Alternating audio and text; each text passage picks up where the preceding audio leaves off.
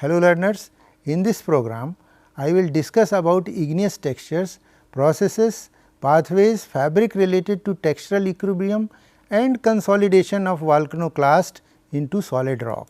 First I will discuss about fabric related to textural equilibrium, secondary grain boundary modification. In this class there are two major categories. First is graphic and granophoric texture.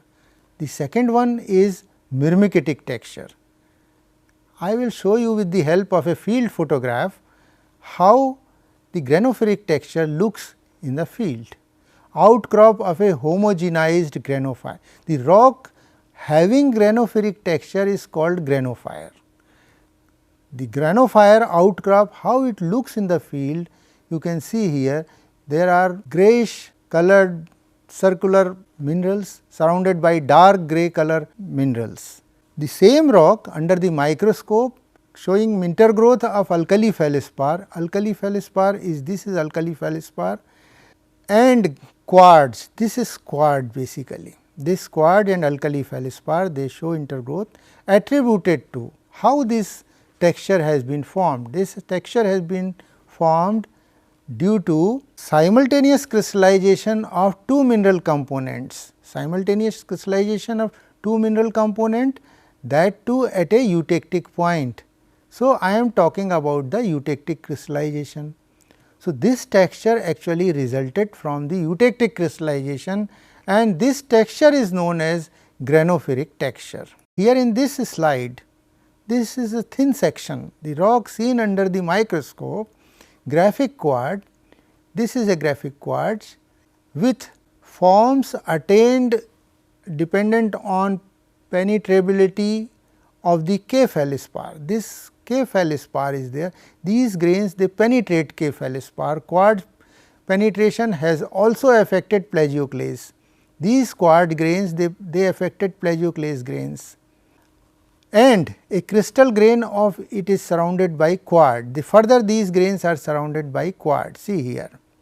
The micrographic quartz feldspar intergrowth in a fine grained volcanic ground mass and this is a micrographic quartz crystal. See here another slide where eutectic crystallization shown here. Graphic idiomorphic quartz. Quartz is idiomorphic. Idiomorphic means all crystal faces are very well developed here. See here good well developed crystal faces, all the faces of quartz crystals are well developed in K feldspar. These quartz crystals are embedded within the potash feldspar, that is orthoclase. The simultaneous crystallization of two mineral components, simultaneous crystallization of quartz and orthoclase. Suppose this is A or B, two minerals are there, one is quartz, one is orthoclase. This is the crystallization curve. The crystallization curve of orthoclase, it follows this curve, the crystallization follows this curve, whereas the quartz crystallization follows this curve. But these two curves they merge together at a point. This point is called a eutectic point. Because of simultaneous crystallization of two mineral components, the graphic intergrowth or graphic texture has been formed. So, this is the reason why graphic texture have been formed. Now, I am showing another slide where graphic quartz in perthetized feldspar. I have already discussed perthetic texture. This is a perthetic feldspar. You have a host of orthoclase and guest, these lamellar guest of other feldspar, maybe soda feldspar host and potash feldspar lamellae guest, they are there. And in this feldspar, graphic quartz in perthetized K feldspar, the perthite forming solutions partly followed the contact graphic quartz K feldspar. This contact, I am talking of this contact. This contact is between quartz and perthetic orthoclase. This is not a simple orthoclase, but it is a perthetic orthoclase. I am showing my own hand drawing figure here, potash granite here, this is rock is potash granite, where you have orthoclase. This orthoclase, large proportion of slide is covered by orthoclase and quartz. This is quartz and this is quartz and this is muscovite. Muscovite is a mineral, biotite is another mineral And this quartz here, this is not a graphic quartz, but it is a released quartz.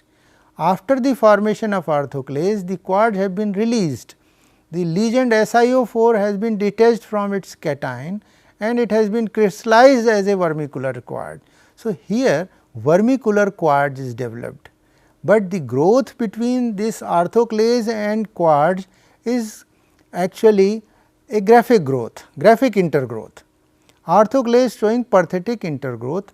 An intergrowth of vermicular quartz in a sodic plagioclase host commonly in contact with K-rich alkali feldspar, the texture is called myrmecatic texture.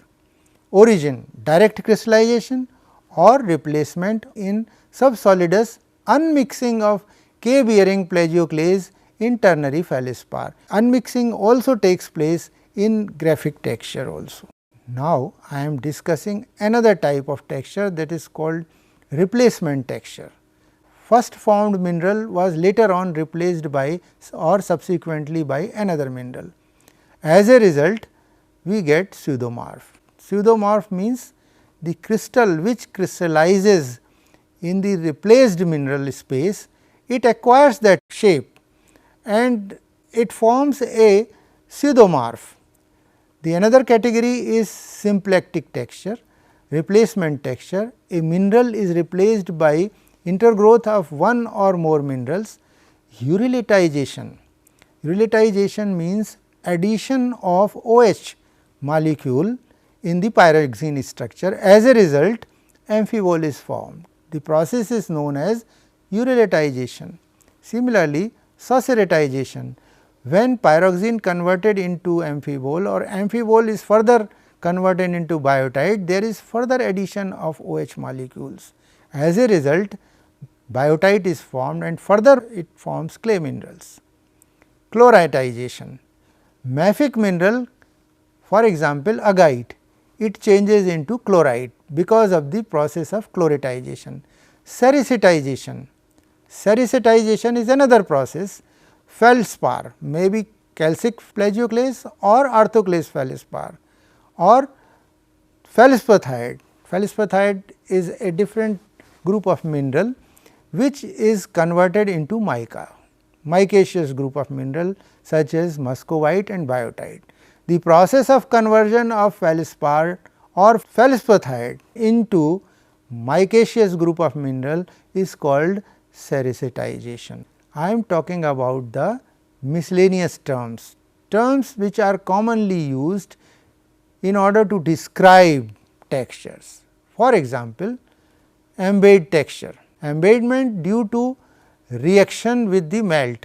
Suppose you have one crystal, early formed crystal is lying in a melt. This crystal is always in reaction with the melt. As a consequence, some of the portion of the early formed crystal is eaten away or dissolved. It has been incorporated into the melt. As a result, embayed margins or embayed boundaries of the crystal faces have been developed. Spinifex texture, centimeter scale subparallel to dendritic growth of olivine crystals is quenched. The best example is komatiite, the ultramafic rock. Ultramafic rock is normally crystallized under deep seated conditions, under plutonic conditions, but because of sudden quenching of ultramafic magma, it develops a fine grained plate like crystals, and these crystals are distributed randomly, giving rise to a texture known as spinifex texture. Orbicules, another variety is orbicular texture or orbicules, ovoid masses of radiating crystals centrally bended found in granites. So, orbicular structure is also present. Now, those textures which are formed due to volatile fluid cavities and their textures, such as vesicular. Vesicular texture is formed due to sudden escape of gases. When magma is cooling under surface conditions or in a shallow conditions or on the crust, what happens? The volatiles dissolved in the melt, they get escape. they escape into the atmosphere. As a result, open spaces in the form of vesicles are left in the system. So, these are the vesicular texture. Pumaceous, number of vesicles, the density of vesicle is increased several times. Scoriaceous, open spaces, and the number of vesicle is enormous to the extent that the density of the rock, the heavier rock become lighter rocks. The rock can float in water. Amygdaloidal, these open spaces later on or subsequently filled up by secondary minerals such as calcite, zeolite, quartz, chalcedony, other minerals, any other minerals. If these open spaces later on occupied by secondary minerals, as a result amygdaloidal texture or vuggy texture is developed. I am showing an example of amygdaloidal or vuggy texture. See my cursor carefully here. These are the open spaces formed by cooling and consolidation of magma under surface conditions. Later on, these vesicles were occupied by these greyish colored amygdules. They are better technically known as amygdules. They are chiefly composed of quartz, calcite or zeolite.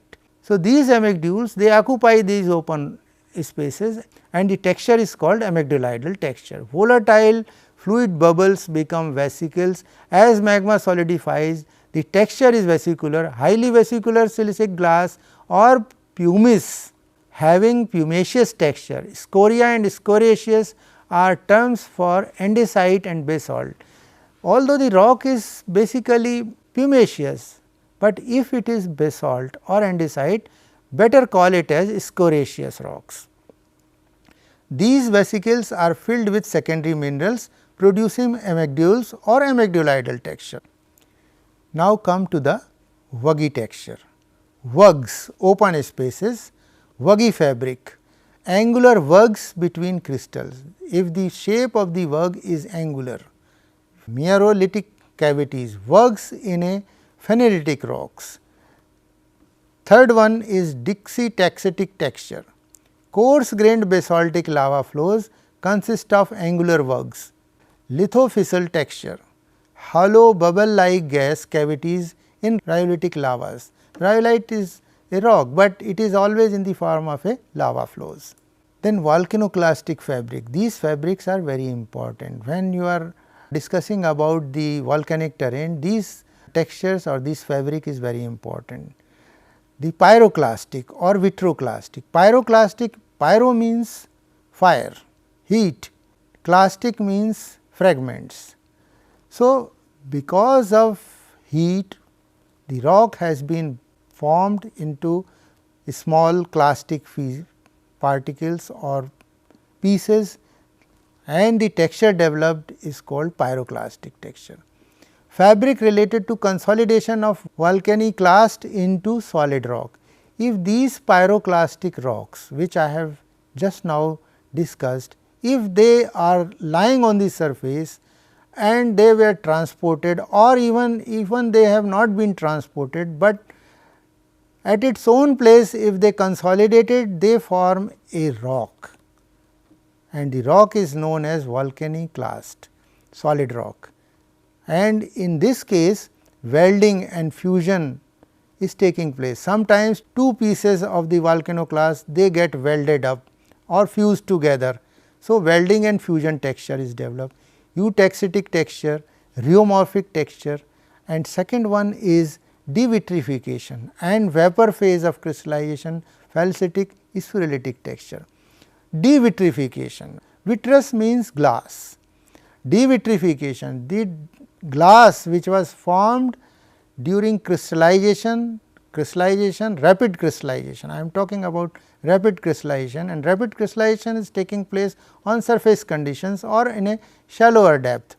So, the glass, the magma when crystallizes on a surface condition, the melt is directly converted into glass. Over the time period, this glass is developing crystals. The glass becomes devitrified over the time period. As a result, small tiny crystals have been developed. Here I am showing you a slide. In this section you have lot of pumiceous material.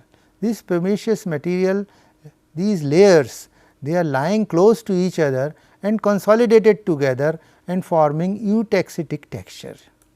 Similarly, here in this case spherulites, these are the entire this black material is a glass. Over the time period this crystallinity have been developed, remaining part is glass, this crystal is developed here in this part. But these crystals normally they develop towards center of the glass mass, but periphery it is always glass. Here it is glass, black colored glass.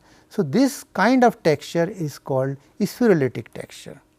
I am discussing about volcanoclastic fabric related to fragmentation of the magma. The magma which erupts in the form of volcano, there is a sudden blasting of the entire rock material is taking place. As a result, fragments of various sizes they have been formed.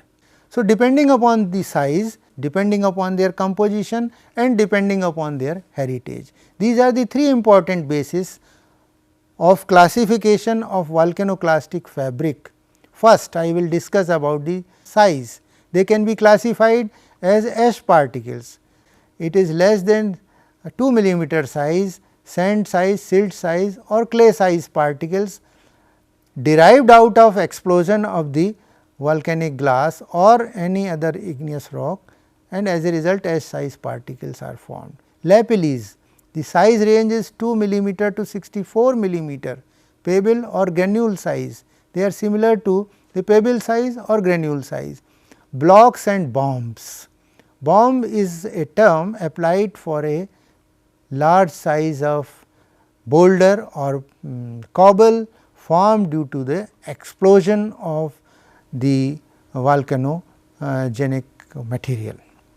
Second basis of classification is composition. Single crystal of ash size, lithic clast, polygranular mineral aggregates when more than one mineral grain is clubbed together and forms an aggregate. Lapillis to block size. The lapilli size is also there and block size particle is also there. So, definitely their composition of different type. Here the composition is more or less uniform composition. Here the composition is varied. Third one is vitroclast. Fragments of melt quenched to glass are of any size. So, the fragments of varied size, but these fragments they are of glassy fragments. Their composition may be different, but they are glass. The last one is heritage. Cogenate, derived from the magma, consists of glass. If the material which the volcanoclast which you are looking for, if it is derived from the magma consists of glass, then the term cognate is used. Accidental clast, it is nothing to do with volcano, but suddenly external material or the rock from unknown source is fallen into the magma, it will give rise to accidental clast. Xenoliths, while melting of the mantle, sometimes the refractory materials, refractory means high temperature minerals which are not affected, which do not undergo dissolution into the melt, they remain as such.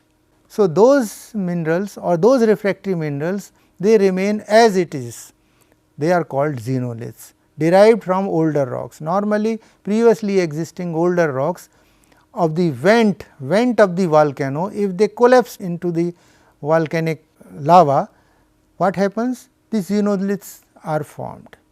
Now, I am discussing about the process of fragmentation. The process of four types: pyroclastic, where heat is involved; autoclastic, no heat is involved; epiclastic, and glass shards. Pyroclastic ejecta or tephra, deposit of well sorted ash or lapilli. Ash or lapilli well sorted means these ash or lapilli particles are of more or less uniform size. When they deposit and they form a pyroclastic ejecta, when deposited, A technical term is applied for such kind of rocks is called tephra. Pyroclastic falls, because of volcanic explosion, maybe the surrounding rock or maybe the rock on way to the volcanism, if it has been blown up to a great height and fallen over the volcano, that kind of material is pyroclastic fall. Pyroclastic flow, sometimes this material is large in amount and it often happens that volcanism always accompanied by rains. So, because of rains, these pyroclastic material they flow together and form a deposit. So, this kind of deposit is called pyroclastic flow deposit. Pyroclastic surge, dilute concentration of solid particles in hot gas, very fine particles, sometimes they are there in the volcanic gases. They are embedded in the form of colloidal particles. These particles are commonly known as pyroclastic surge. With this photograph, I want to show you how the glass shards or the broken pieces of the glass, they look under the microscope. See here, this is a thin section, these are the glass shards. See Y shaped, see Y shaped, fine lathe shaped glass shards, they are there. Sometimes they are altered also. Now, I am discussing another type of texture which is due to inclusions. Something foreign material, foreign means outside material, not connected with the volcano or not connected with the magma is incorporated into the melt. So, those materials they are better known as polygenetic. Polygenetic means genesis is different types, they originate at least 5 different ways. Xenoliths, as I told you earlier, fragments of foreign country rock caught into the magma is xenolith. Restite, piece of crystalline residue generated in the lower crust. I would like to tell you all the rocks they have been derived from the basaltic magma, and basaltic magma is derived from the partial melting of the magma.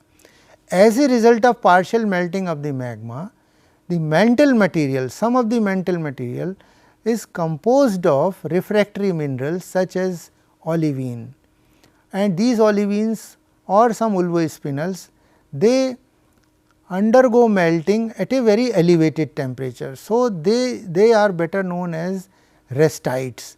These restites they are incorporated into the melt and they are pushed upwards because of the bouncing pressure. Another variety is cognate inclusion or otoliths, crystallized part of inclusion lifted away from the margin, marginal portions they have been lifted away. Next variety, cumulopheric accumulation, clumping of mafic minerals at one place. Mafic minerals formed at a greater depth in a larger size. When the cooling and crystallization is taking place at great depths, the large size crystals have been formed. These large size crystals sometimes clubbed together and accumulated in the form of a cumulopheric accumulation of mafic minerals. The last way of genesis is blobs of partially or completely recrystallized mantle derived basaltic magma. These are the 5 different origin of the inclusions which are there in the rocks. What is anisotropism? Basically, there are 3 axes of a cube A, B and C. If you cut a rock in the cube shape and you examine or if you determine optical properties or any mechanical properties, all along the A, B and C axis you may find uniform characters. If you find uniform characters, then the rock is isotropic. If you do not find uniform characters, then the rock is anisotropic. What are the factors which are held responsible for the development of anisotropism in rock? These are foliation. The texture, because of foliation we call it as foliated texture, because of lineation Suppose some mineral grains aligned along the line, the texture is lineated. Layering, suppose the magma is crystallizing, you may remember that magma behaves like an aqueous solution. So, similarly, if flood water is allowed to settle in a glass, what will happen? The large size particles will be settled down. Similarly, if a magma is allowed to crystallize in a magma chamber over the time period, what will happen? The heavier minerals will be settled down at the bottom of the magma chamber, forming layers. So, layering is generated. Igneous laminations are developed, and lamination causes development of anisotropism. Trachytic textures. Trachytic texture is because of flow of lava. The lava contains rod like feldspar crystals, lathe shaped feldspar crystals. Because of flowing of the lava, these lathe shaped crystals, if these crystals are aligned in a particular direction, they develop a trachytic texture. Trachytic means rough in feel. So, in one direction of the rock surface is smooth, but opposite to it, it is rough in feel. So, it develops a trachytic texture. Schlieren texture. Schlieren means the foreign body or the xenolith incorporated into the melt and later on consolidated as it is. So, this develops a Schlieren or a flattened type of foreign body, which is developed within the rock, is called Schlieren. Flow layering, because of the flow of the magma, layering is generated. So, this way the anisotropic fabric have been developed. I have discussed about igneous textures, graphic texture, foliated textures, fragments, inclusions and many other varieties of textures. Thank you.